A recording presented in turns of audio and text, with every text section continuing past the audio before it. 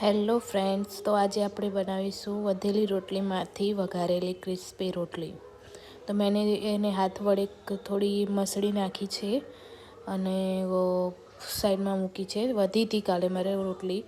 અને બીજી બાજુ મેં કઢી પત્તા અને મરચાં લીધા છે, જો મેં આખા રાખ્યા છે, કેમ કે અમારે કોઈ લીલા મરચાં ઝીણા હોય તો ખાતું નથી અને મોટા હોય તો સાઈડમાં નીકળી જાય.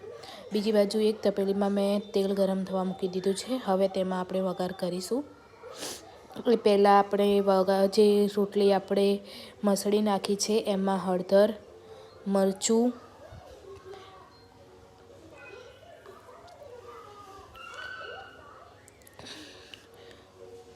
નાખીશું અને થોડું મીઠું નાખીશું સ્વાદ અનુસાર, અને થોડું જ રાખીશું મીઠું, કેમ કે આપણે રોટલીમાં મીઠું હોય જ છે. અને 1 ચમચી ખાંડ નાખું છું. જો જેને સ્વીટ પસંદ ના હોય તેને ના પણ નાખી શકે. અમારે બધું થોડું ખાટું, મીઠું, તીખું બધું ભેગું જોઈએ છે. થોડો આમચૂર પાવડર નાખીશું અંદર.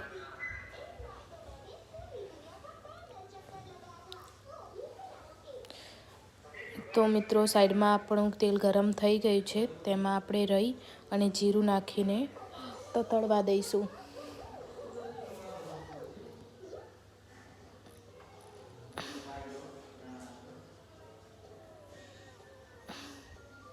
તો વઘાર આવી ગયો છે. હવે તેમાં હિંગ નાખી દઈશું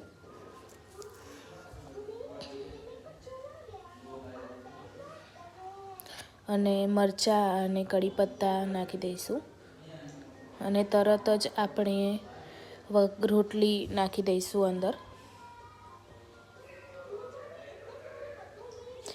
તમે આખી ખાંડની જગ્યાએ દળેલી બુરુ ખાંડ પણ યુઝ કરી શકો છો.